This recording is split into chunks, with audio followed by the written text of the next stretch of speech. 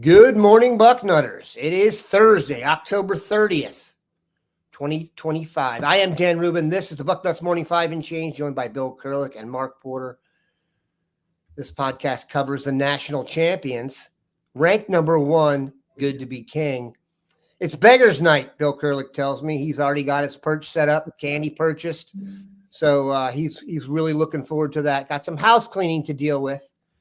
I was checking the stats today, and I found out we are the number 17 ranked football podcast in Egypt.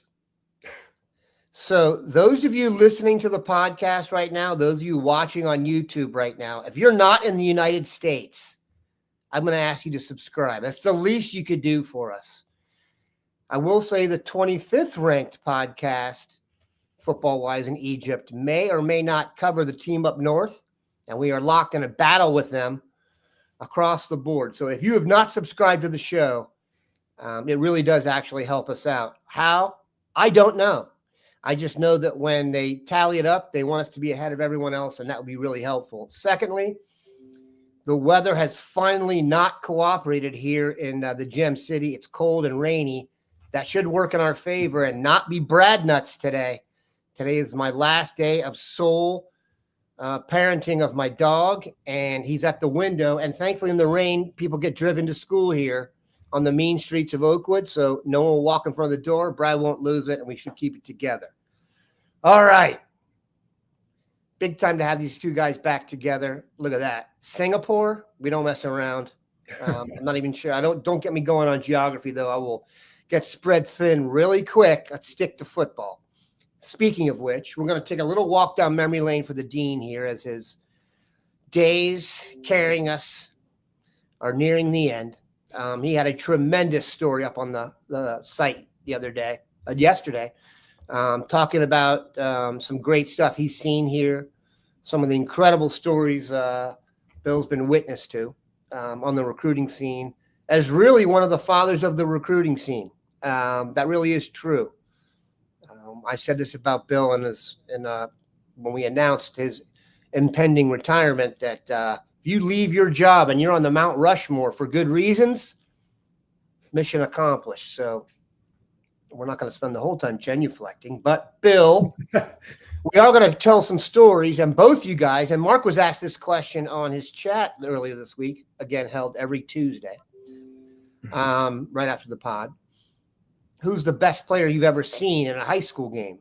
So, Bill, let's start out with a little trip down memory lane and what you put out for the people yesterday. And then, Mark, why don't you chime in with the best you've ever seen? The list you had was certainly a who's who of Buckeyes. But, Bill, we'll let you take the reins first. Age before beauty, of course. Well, when you say best I've seen, I kind of, on the story I did on our site right now, I narrowed it down a little bit in that I said best I've seen in Ohio. Now, I will say I'll start out with one name outside of Ohio that maybe people wouldn't necessarily think of right away, but one of the All-Star games, I saw Jadeveon Clowney, and he was just absolutely tremendous. And I'm not sure that would be somebody's name that come up right away, but in most people's minds, but I just cannot overstate how good Jadeveon Clowney was when I saw him the time that I did see him. Now, getting back to Ohio, it was kind of funny. I always start with the same guy, Orlando Pace. The big O is the guy at the very top. I don't know that anybody would ever beat him for me as the best player I saw in Ohio. Although I just missed one guy, barely missed him, that would certainly be right up there. Chris Carter. He came to Ohio State, I believe, the same year that I started doing this. So I didn't actually see him in high school, but I got to think he'd be up there if I had seen him in high school. But the guys I had at the top, Orlando Pace, and then my next guy was Andy Katzenmoyer, the big cat from Westerville. I lived in the same school district at that time as the big cat. Westerville South School District, and he lived a couple streets over from me. And Ohio State was a little bit fortunate in that knowing them, knowing what was going on in those days, I think he would have went to Notre Dame. He and his family really liked Notre Dame, but all the academic things were a little bit different at Notre Dame at that point and everything, and he didn't end up going there. And fortunately for Ohio State, he ended up going to Ohio State. So those were my top two. Now, here's a few guys that maybe were just missed guys for me. How about Robert Smith, the running back from Euclid? My goodness, is he good? Maurice Claret, the running back from Warren Harding. Ted Ginn Jr. is a guy really high up. Charles Woodson, who I had a story about, or an item about in my story about Charles Woodson, and driving all the way up there and being a little disappointed when I got there. Big Daddy Wilkinson, pretty good football player. Marshawn Lattimore, Denzel Ward, Taylor Decker, Paris Johnson. Those are some guys that immediately come to my mind that aren't quite on my list, but certainly are near misses. So Nick and AJ, there's a quote here from Emily, but I didn't realize Nick and AJ played together in high school. I thought that was a very cool story from AJ. Yep. Both fine Centerville guys. I thought that Nick was Alter and AJ was Centerville, but I know they were both on the Bucknuts podcast together with Dwayne Long in the same studio and some other people. So, that studio was packed to the hilt with human beings. Mark, take the floor here. You have seen plenty. Why don't you came in Bill's second half of his tenure, let's just say. So when did you start watching? So we have some frame of reference here of when Scouting Ohio really kicked off. Mr. Bucknuts brought me aboard in 2005. Sounds It's 20 years ago. The first player I scouted was Brandon Sane in the state championship game. I was just on the cutoff of Ted Ginn Jr., Maurice Claret here in town, the Austin Town Fitch to Warren Harding. I've just missed all that. Saga was Scouting Ohio. Beanie Wells was another one in Ohio I just missed that I wish I would have got to see. Corey Stringer at Warren Harding, were guys just before my era. But when I was asked about the guys in Ohio that I saw that I was like, left the mark, Joe Burrow. He beat St. Vincent St. Mary's in Athens, the Plains. Is probably still talking about that win. It's just not the type of win you normally see when Duran Grant is a lockdown corner on the other side. Denzel Ward and Marshawn Lattimore, two of the best corners to ever come out of Cleveland. Marshawn Lattimore was unbelievable on offense. Laquan Anderson was another one. He wasn't an Ohio State guy, but that was a kid that totally electric for Glenn. Luke Kuechly at St. Xavier, the linebacker and the Panther. Le'Veon Bell, who had an interesting story. And you know what?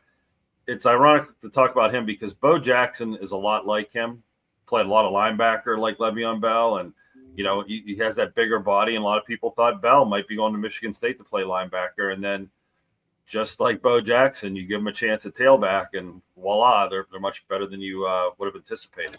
Kareem Hunt, another great tailback, but he went to Toledo. So I can't really include him, with my question on the chat was more about Ohio guys I saw that were kind of cool. So I kind of have a couple of guys in there. Jerome Baker, Taylor Decker, Paris Johnson, Jonathan Cooper, Zachary Harrison down in Olentangy, Darren Lee and Jack Sawyer. The Braxton Miller and Cardell Jones year was unbelievable to have two in the same class. Draymond Jones, Billy Price, Sam Hubbard, Garyon Conley, Duran Grant, Jack Muhort, and Corey Lindsley. That was a pretty big list. And, Ohio has so many great players that I know there has to be someone in there, and I'm sure one of the Bucknutters will throw it in there. But I kind of read it over a couple times. I couldn't find many. The Le'Veon Bell one's interesting. Bill, I remember the first story you wrote about Le'Veon Bell back in the day. He was young, and he was compared to Eddie George. And we had a picture of him, and it was the skinniest kid I'd ever seen. And I'm like, oh, this is not going to – it was an old picture. Ohio State didn't show that much interest. Ironically, I think Luke Fickell tipped off Mark D'Antonio. And The rest is Spartan history. What I also remember about Joe Burrow is, do you guys remember who knocked him out of the playoffs? State championship game they lost to. That was a game that he just went wild passing. I can't remember right offhand who he lost to. So the other team eventually got to the point where their best player, they just put him at quarterback and snapped it to him on every play. His name, Jerome Baker. Benedictine. That was, and Bill will remember this, when Jerome Baker first committed to Florida, I almost cried on the air. Because I was like, this is what an NFL football player looks like. He's a can't miss NFL guy. And he wasn't, I mean, he had a great career at Ohio State. I used to know, like in the first few plays of the game, if Jerome was playing his butt off, we were going to win. If not, roll the dice.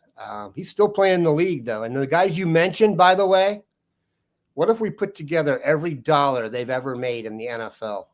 All those guys you mentioned, you're talking like the gross national product, the gross daily product of like a major country, not even a small Caribbean island. So good work if you can get it. Get yourself to Ohio State, play football for a living. You may do well. You're going to even do well while you're there now.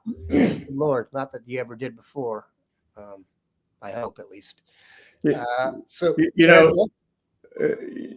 Dan, two stories that real quick come to mind just from things you brought up just now. Le'Veon Bell, my kids went to Worthington Christian in those days, and they Groveport, where he's from, was playing in the state tournament in the second round was at Worthington Christian High School. And who was playing for Groveport's basketball team? Le'Veon Bell. So I said, I got to go down. I live real close to Worthington Christian at that time. I got to go see Le'Veon Bell. And sure enough, I went to that game and he was playing for Groveport. And I thought, this guy looks really good physically. Oh my goodness, did he look great? I thought, this one may not work out so great that he's not going to Ohio State. And he turned out pretty good. The other thing that came to mind from what you said, Dan, was you mentioned Braxton Miller. I was in Florida covering I don't remember if it was the Under Armour. Back then, the Under Armour games or whatever way back then, but whatever that game was called at that time. I was in Florida covering that, and I'm flying home after the game, and I probably should have put this story in my story from yesterday on Bucknuts. I'm flying home and sitting there, and all of a sudden I realize who is sitting right behind me on the plane. It just happened to be Braxton Miller and Ryan Shazier sitting right next to each other. And, kids tell other kids a lot of things that they don't necessarily say to you. I listened an entire plane ride home to Braxton Miller and Ryan Shazier talking to each other back and forth. And that was a very fun plane ride home with all kinds of great intel that I got from just listening to those two talk all the way home. I believe Shazier was an early enrollee. And they both were, and that's why they were on that plane. They were flying from Florida to Columbus, Ohio, as I was doing back home. And they were just days away from starting their careers at Ohio State. And they were pretty excited about it, I'll tell you. Very cool. Seen a lot of these guys on the basketball court too, like you mentioned about Le'Veon Bell. Jack Sawyer, I saw as a freshman at Flying to the Hoop in Dayton. Dayton hosts a national, and he was a freshman, and he was the best player on the court. And the best player on his team went to Indiana, and then transferred back. Jerome Hunter, I think it was, and went to Indiana and transferred back to Ohio State. Cade Stover is the best defensive rebounder I've ever seen in AAU. He would go up with his elbows out, and dudes were like, "You can have it." All right? Because I'm not going with my coming back with a broken orbital bone. Cade Stover also, when you go to talk to him, he had the deepest voice, man. You'd be like, holy cow, this is and look, it all worked out for him. For me, best high school player I've ever seen in an all-star game, I don't know if you guys remember this name because I was covering the DMV, was a guy named Darnell Dockett. He played at Florida State, and he was like a nose tackle, defensive lineman. He was the meanest dude you ever met in high school. Like, he was the guy who was so mean, like after the game, reporters would be afraid to go talk to him. And the all-star game he was in, got canceled in the third quarter for rain, and they brought in 2 players to talk, and he was so pissed that the game got canceled that everyone was a little scared. And if you ever watched him play at Florida State and the Cardinals, he was a terror of a dude. Good Lord. He'd be someone that'd be NIL worthy as a freshman. Let me tell you that. He'd be willing to pay for that. All right. I saw Allen Iverson's first, better than Allen Iverson. People don't know this about Iverson. I'll quickly memory lane this. As a junior in high school, football player of the year and basketball player of the year, option quarterback, punt and kick returner. He used to catch the ball on punt returns, run backwards, set you up, get after it. He was tremendous. I got to see him play in Georgetown at his first summer league game, and he had 50 in the first half. So he was good. All right, let's come back to present time. Bill, this was supposed to be the biggest recruiting weekend of the year in Ohio for Ohio State. Lo and behold, the Nits done screwed it up. About a month ago, I vaguely remember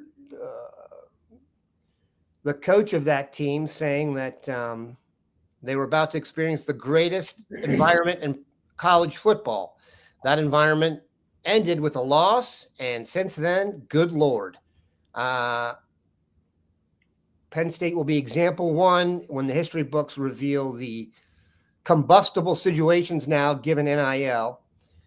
That said, Bill, they're still going to play the game, and they're still going to be visitors. Big Noon will still be there. I heard Gronk's coming, so some of the stuff must have been pre-planned. But in terms of recruiting, Bill, the impact, the guys you want to see this weekend, how this will affect Ohio State. Well, it's still going to be a huge weekend, irregardless of what has happened to the Nittany Lions and their situation. It's still going to be a huge recruiting weekend for Ohio State. And, some of the best players in the country are going to be there. And obviously, a game like this, the list is long, and it includes a lot of the Ohio State current commitments that are going to be at that game. It's always, I don't care if they're committed or not, it is always good to get, to get those guys back on campus, and you continue recruiting them all the way through the process, especially in this day and age of NIL and all that, because you never know until they're signed. And even after they're signed, there's always the transfer portal down the road. So, and that works both ways, of course. Yeah. But it's going to be a huge weekend. A lot of the Ohio guys are, and again, you always preface, and I always say this, you preface things by the fact saying that they're supposed to be there or intend to be there, because you never know for sure until they show up, especially with a noon game and, things that can happen when the game starts so early and kids all of a sudden find out they can't get there for some reason, everything from car problems to whatever.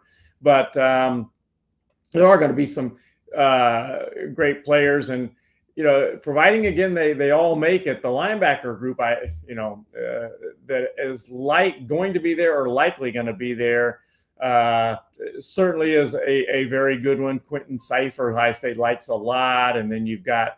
And by the way, there's going to be some very nice linebacker commitments that they can spend a little time with if they want to, like Sincere Johnson and CJ Sanna, for instance.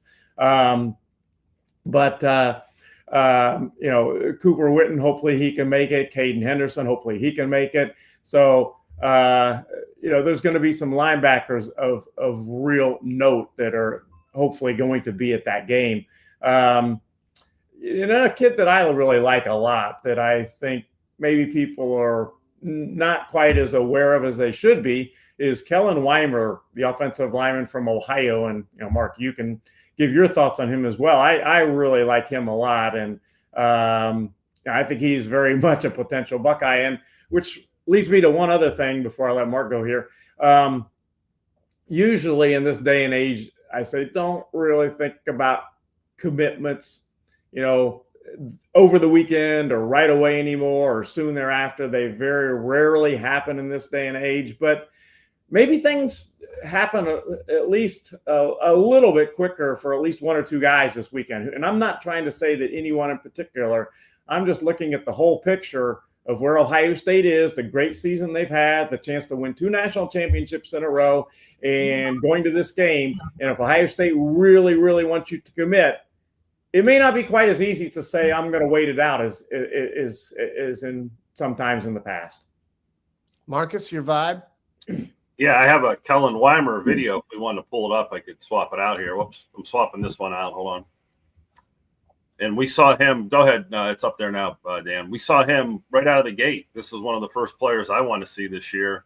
And it's small school football. It's not like Division 1, 2, or 3, but he dominated the competition. And when I reflect back on it, defensively is where I was really impressed. Yeah, here's a first flip. Like, he's athletic enough to play defensive tackle or do something like that if he wanted to in college. I mean, he just Superman from across the field to grab that guy from behind. But he's a finisher. He's got the athletic body, the flatter belly. He's not one of those big inside, big belly guys.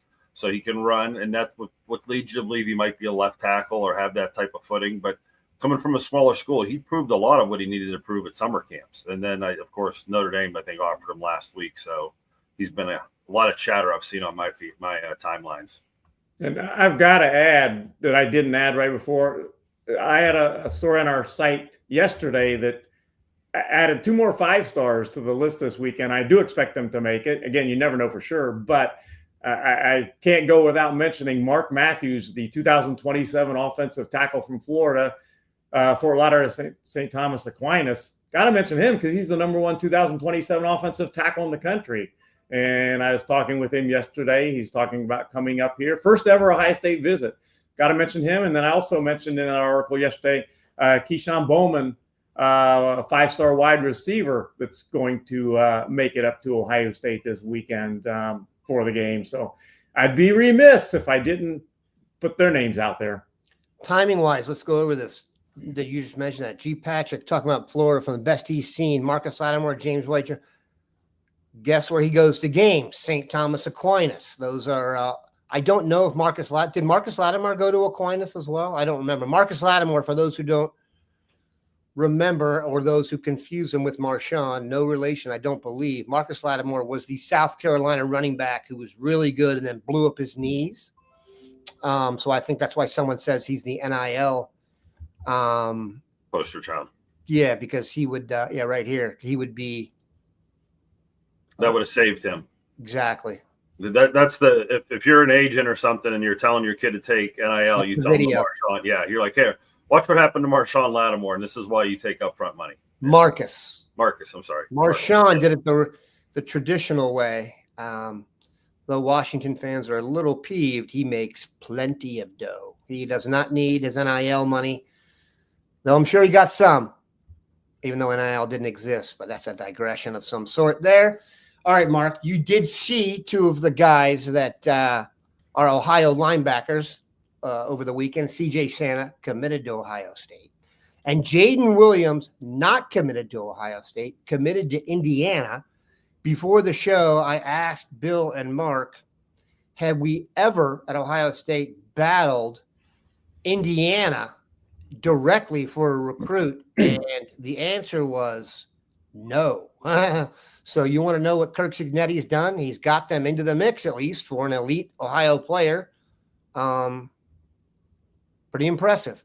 Mark, you saw Jaden Williams and got some video on him and saw C.J. Sanna. We'll get that. But, Bill, first of all, your thoughts on C.J. Sanna. I imagine you may have seen him play before for obvious reasons you can address.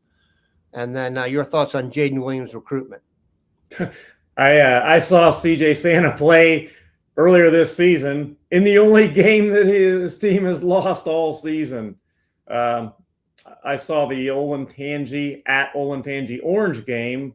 I don't know. I think that was maybe week 3 or 4 of the high school season, somewhere right in there. Good parking. And Orange was loaded. What's that? You had good parking for that game? I did. I walked from my house to the game, across about one street almost. But Orange is loaded. They are 9-0, and Olentangy is 8-1, and that was their only loss that game. And Orange beat them actually rather handily. But CJ Sanna played really well. I saw him as a junior, and the improvement that just been, to me, tremendous. I was really impressed with CJ Sanna and how much he's improved from a very good junior season. He played extremely well. Just that Old Tansy Orange is, like I said, absolutely loaded. Orange, Mark, help me out here. Is there a quarterback, the basketball player? Levy Davis. Okay, Levi. so how about this? I'll screw that up. I'm sorry. That's all right. They also have a great corner who's a littler guy that would be surprising who played hoops too. I think he's a coach's son maybe. But I will tell you this, MVP of Orange's state basketball tournament run last year, MVP of the finals was Ellis Appia. Fantastic two-guard, great defender, great family, and roommate of my son at Denison. So take it away, Mark. Your thoughts on CJ Sanna, who is not my son's roommate at Denison. Okay. Well, first time I have got to see him. He was injured, I think, at one point in time, and I missed him. I think Bill saw him last year, and I think we just ran with that video. So he checks out. He is all a 6'2". I got a chance to stand close enough to him that I get that much figured out. Long body. Looks like he's thin, but I bet she's 220 pounds. He came off as like, he kind of comes off as a Laronitis or AJ Hawk type or something. Here you see him bat down a ball, and okay, that's a pretty good vertical. How do I know this kid is explosive? This next play is going to be a field goal, and I didn't realize it until I watched it again, but let's check out the vertical on this field goal. Oh, good Lord. Yeah, talk about, could you think he could have With dunked that right there? extra little boost there. Yeah, now remember, you get to run and jump during games. You don't have to stand on a pad and just vertical, but that looked like a pretty good vertical. Here he is hustling from behind, and I love when you see these guys come flying out of nowhere and bam. So, he's got the motor. Did you notice he was lined up at inside linebacker and outside linebacker? What kind of a coordinator likes to do that? Someone we know. There he is being tough and physical, taking on big tackles and blockers. And the triggering ability, of course, is there. Really liked him.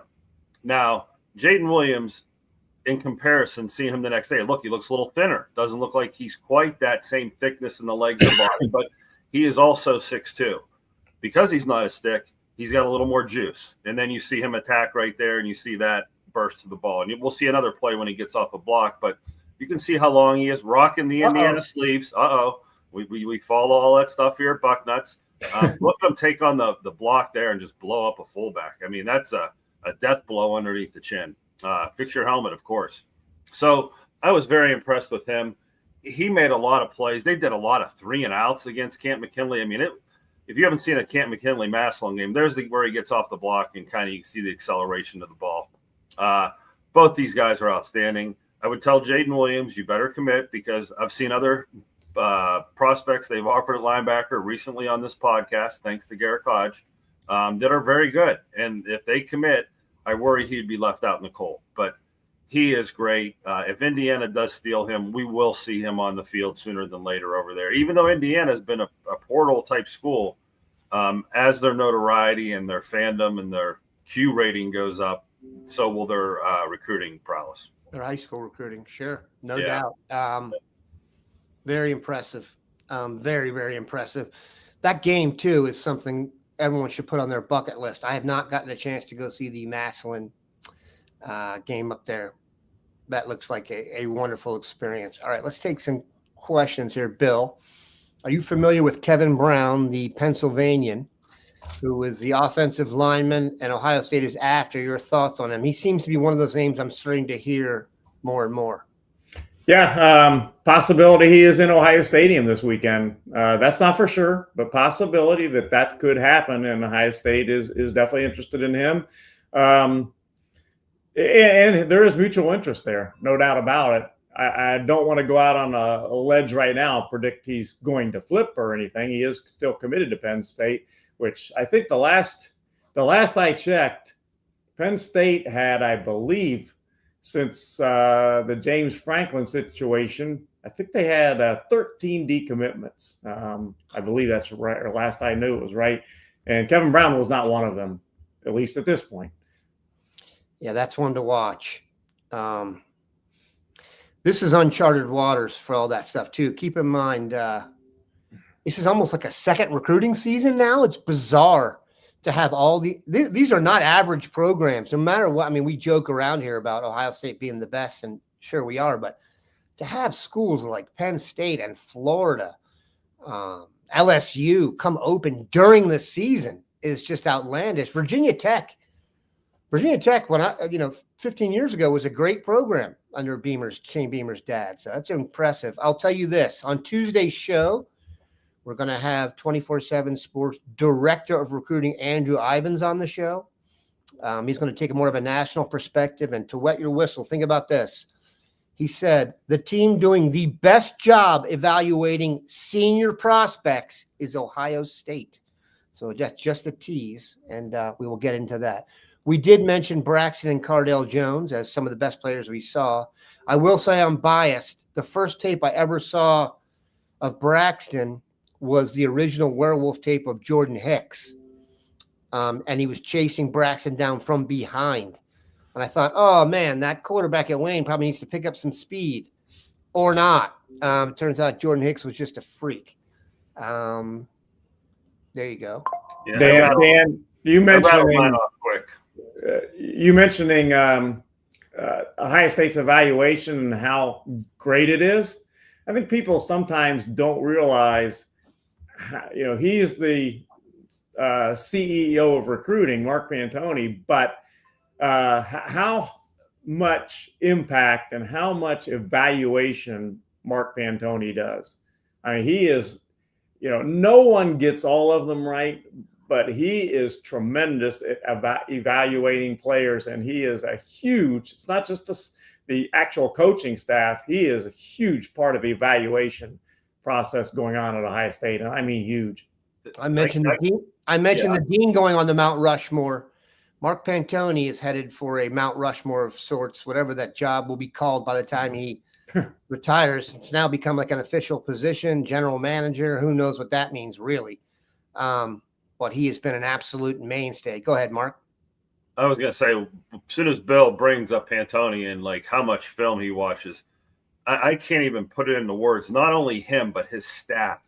And we'll call them minions for lack of a better word, but he has many recruiting underlings that not only are they doing the class of 2027, but they're looking at 28s. They're looking at 29s. They're ranking them all. They're building their boards. They're putting them into categories of who deserves game day invites, who deserves camp invites.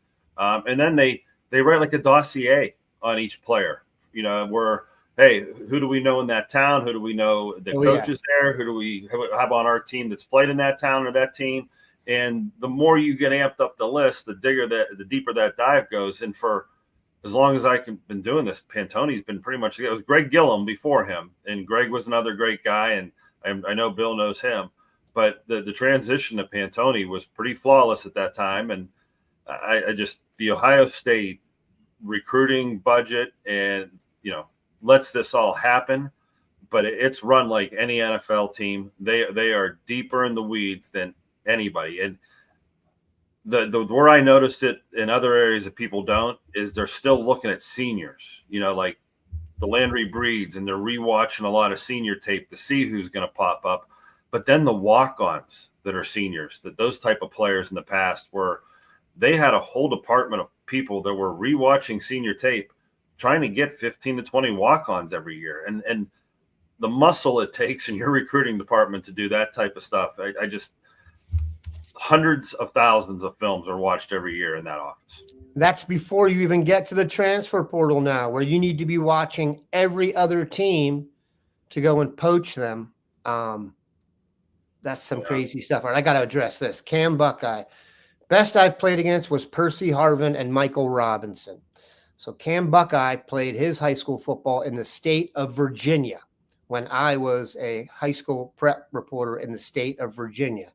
Percy Harvin is the best high school football player on offense I've ever seen. He went to the state championship 3 times. Once with Salem and twice with Lansdowne because his coach pulled off the most unbelievable recruiting coup in public school football you have ever seen. His name was Chris Beatty. I think he's still coaching somewhere. He was at West Virginia for a while. I do have a Percy Harvin story real quick. I was told when he misbehaved at Miami or at Florida and he did something that probably should have got him kicked off the team a couple times. It was a pattern, and the final straw is Percy Harvin sounded off to a coach, and the coach went into the head coach's office and said, "It's either Percy or me. I'm done with him." And the head coach said, "Leave your keys on the desk. Percy stays." Who was the coach? I'm not going to say it, but you guys know who was coaching there at that time. But it ended up being a happy marriage, and both stayed. But the point is, there are some head coaches that realize how good players are, and Percy Harvin was that type of a player where, you cannot like this, but you're going to learn to coach him. You're going to learn to be friends with him because we're not getting rid of a player this good, to the point you just made about how good he was. Right above that is another one. Somebody asked, did you guys see Terrell Pryor? Talking about great players. My goodness. I did see Terrell Pryor. In fact, some recruitments are a little easier and some are a little harder than others. For guys like me, that was a hard one. Oh my goodness, that was a hard one. Pryor strung that out and took it forever and everything. But talent-wise, oh my goodness, he was as good as it got. He's not from Ohio, so I didn't include him in my listing, but as good as it got. And he was a great basketball prospect too. But Terrell Pryor was, as I said about Andy Katzenmoyer, Terrell Pryor was a man among boys. Also, probably couldn't have got into Notre Dame, but I digress. I left this up here because I actually covered Michael Robinson's last high school game. Verina High School, played at Centerville High School, not the one you're thinking of. It's Centre. It's in Northern Virginia. Drew Stanton had a touchdown pass at the end of the game to beat them. And Michael Robinson was actually an option quarterback. He played quarterback at Penn State, correct? Yeah. Yeah, because he was one of those first guys they thought about moving positions. He was one of the bigger guys on the field. Fullback in the NFL, I believe. Yeah. Rally to the ball. Here comes Brad. What I was going to say, there's another one on here about a Pennsylvania guy. I don't know. Terrell Pryor. What I remember about Terrell Pryor, I don't know if you guys remember this. He held his own signing day, Bill. Do you remember that? Oh, yeah. This was before the internets was all built up. Yep. And guess what happened to Bucknuts? It crashed. Guess what Terrell Pryor didn't do? Announced he wasn't committing at his commitment thing. So it was the original just send you for a loop guy. Terrell Pryor turned out to be a really, really good player. And it was really, really a lot else went into it. I still give him credit for showing up at the meeting about cars in a new car, which was impressive, and the press was all camped outside. Like I said, one of the hardest recruitments I've ever had to do. That was not an easy one. I will say this. The most off-the-record information I didn't share on any player ever at Ohio State was Terrell Pryor, and I still won't because it was crazy. All right. There you go. Mark loves him some Larry. This is Larry Kemp. Mark, want to tell us what they're talking about there? Coaching job at Niles. He's been the defensive coordinator there, and he was the head coach at Ursuline, and he's been a coach in the area for, 40 years. 30 years. He coached against me in high school. So, he deserves that job. And that town has always been a great producer historically and has one of the bigger stadiums in the area. They just need to get the youth programs going again and, be a great place to coach. Look at this. Brian Henthorne has offered to pay Bill a lifetime contract out of his own wallet.